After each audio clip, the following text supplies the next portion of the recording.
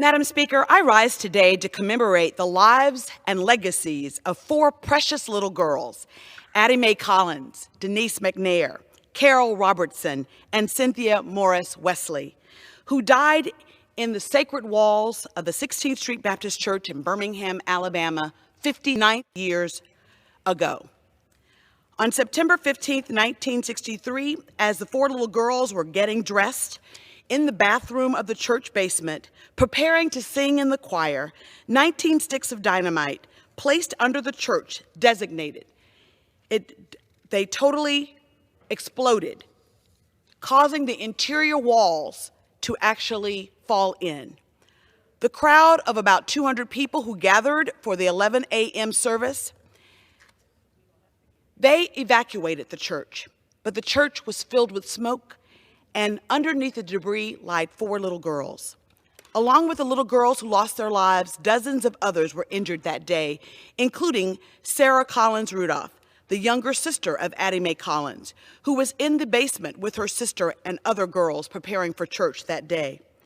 Due to the violently racist nature of the attack, thousands of African Americans protested across the state of Alabama.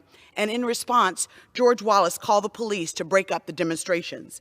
The violent clashes between protesters and police resulted in massive arrests and the tragic loss of two more lives, two little boys that died that day, Johnny Robinson and Virgil Ware. The two boys, one 16 and the other 13, were killed within hours of the church bombing.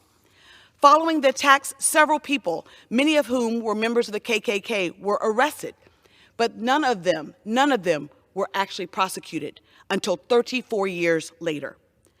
Described by Dr. Martin Luther King as one of the most vicious, tragic crimes ever perpetrated against humanity, this racially motivated act of terrorism focused America's eyes on Birmingham, Alabama, bringing into sharp clarity the injustices that sparked the civil rights movement. Although we will never replace the lives lost or injuries suffered, the passage of the Civil Rights Act of 1964 and the Voting Rights Act of 1965 proved that their sacrifices were not in vain. Today, as we reflect on our painful history, we are reminded that every gain in the battle for civil rights has come at a high cost, paid by those who sacrificed everything for a vision and a dream bigger than themselves. As a direct beneficiary of the legacy of the four little girls, I was honored that the very first bill that I passed in this body posthumously bestowed upon them the Congressional Gold Medal to ensure that this nation will never forget their sacrifice. I not only question where I would be today without the influence of the four little girls, but more importantly, I question where America would be today.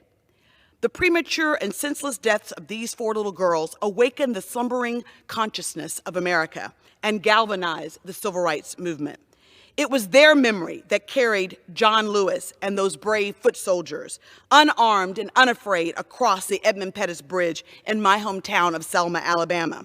It was their sacrifice which burned in the mind of President Lyndon Johnson as he signed the Civil Rights Act of 1964 and the Voting Rights Act of 1965.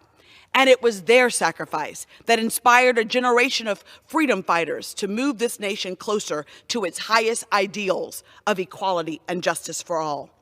Madam Speaker, as we commemorate the 59th year since the bombing of the 16th Street Baptist Church, we as Americans are called upon to reflect on the legacy of the four little girls and to know them by name. These four little girls and their loss of their life has changed America forever. The legacy of the four little girls paved the way for a more equitable and more just future. For that, we owe it to them to pick up the baton and carry it forward. I ask my colleagues to join me in commemorating the 59th anniversary of the lives of Addie Mae Collins, Denise McNair, Carole Robertson, and Cynthia Morris Wesley. May we always remember their names: Addie Mae, Denise, Carole, and Cynthia. Thank you, and I yield back.